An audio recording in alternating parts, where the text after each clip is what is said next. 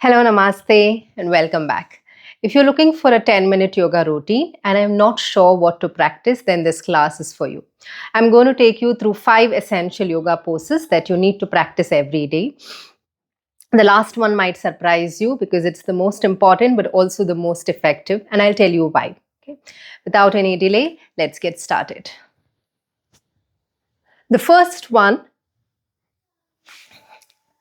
is a child's pose. So sit to the back of your mat.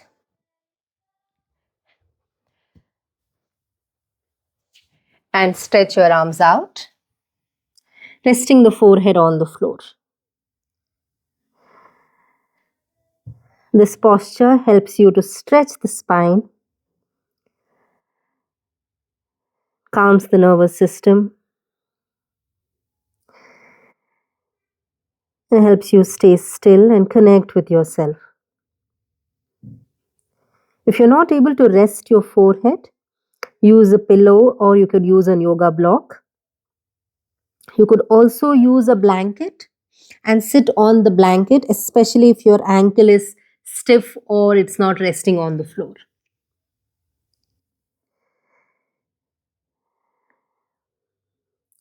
Stay here and connect with your breath.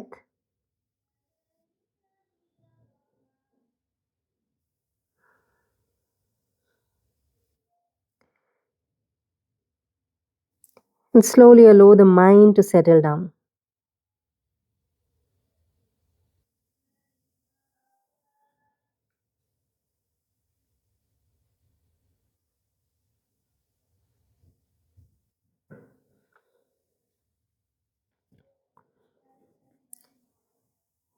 When you're ready, you can walk your palms and come back. The next one is the Cobra pose or Bhujangasana. I'm going to show you two different versions. The first one, you keep your feet hip distance apart. Make sure to press your feet into the floor. Your palms are going to rest in line with the chest like this. Avoid opening the arms out like this. Bring your arms closer to the body and pull the shoulders down away from the ears. And from here, we're going to breathe in and slowly lift. And you can hold this. Be mindful. We don't want to lift the head. Keep the neck neutral. Look down.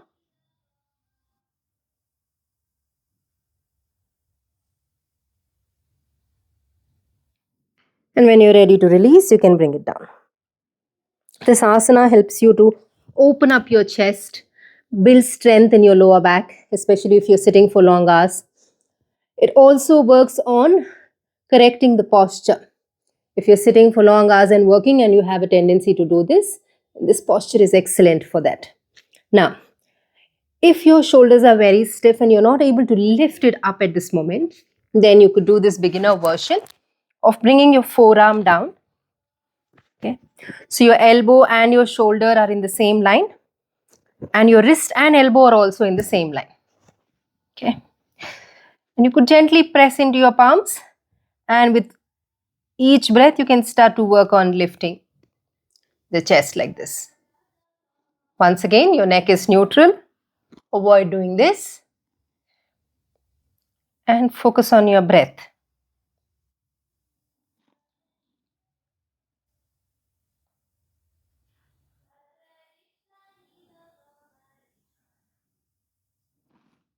If you're a beginner, this is a great place to start.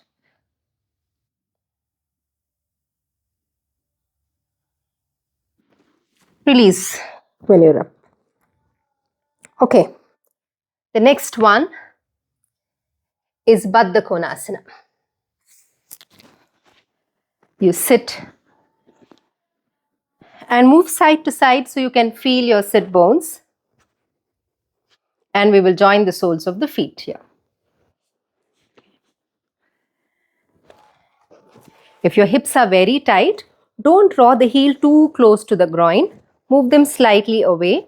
Okay? And tilt the hip forward. Avoid going into the posture like this. Okay? So push the hip forward and breathe And as you exhale, you can slowly start moving down.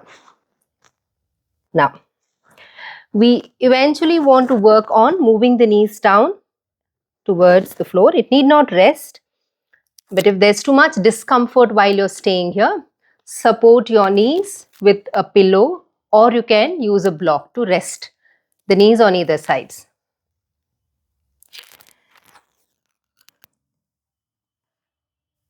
This posture is excellent in opening up the hips, stretches your inner thighs, releases any tension that you're holding there.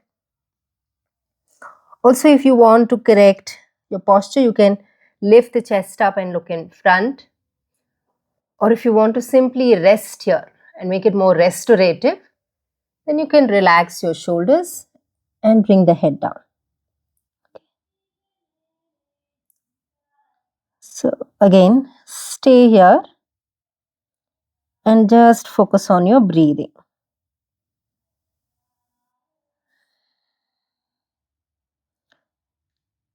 And with time, you'll notice how the hip starts to open up and it creates more space for the knees to go down.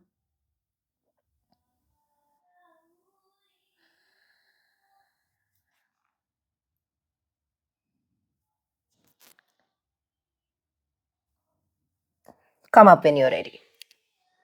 All right. The next one is a bridge posture. Lie down on the back for this.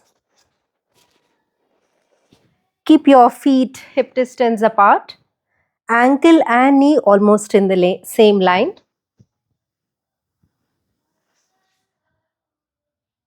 And rest your back. We're going to start by pressing the shoulders into the floor. Arms can be resting beside the legs like this. And when you're ready, you press into your feet, breathe in, and push the hip up gradually. Try and avoid pushing the stomach out like this. Okay. Focus on lifting the hip up.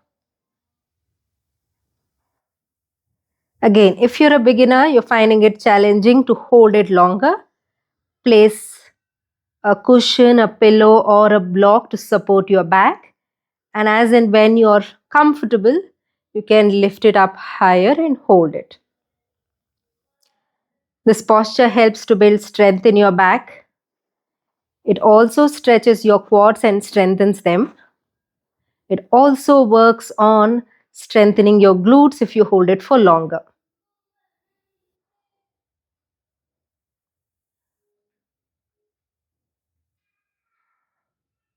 You will begin to feel your legs as you extend the duration of the hold.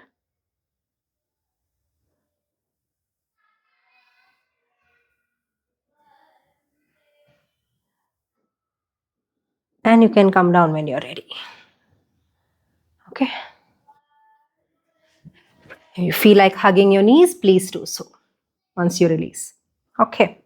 The last one, like I said, might surprise you. It is Shavasana. Not spoken about much, but I believe that this is one of the most important asanas to practice, especially after a physical practice. So simply keep your legs apart, arms relaxed. Keep your body completely still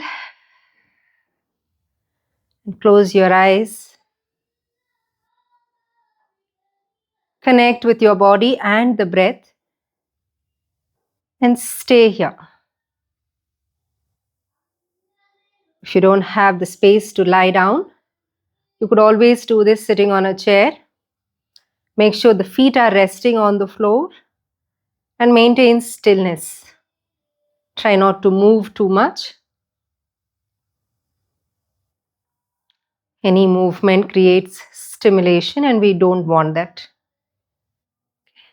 This asana is great, especially if you have long working hours, you're constantly stimulated, and you want to reset your nervous system. It also helps to relax your body completely. If you've been doing a lot of physical movement, brings in that state of stillness and grounding which is needed for the body and the mind. So these are my 5 postures, and I would love to do them every day. So do practice and let me know how you felt. And don't forget to like, share, and subscribe. Until my next class, keep practicing. Namaste.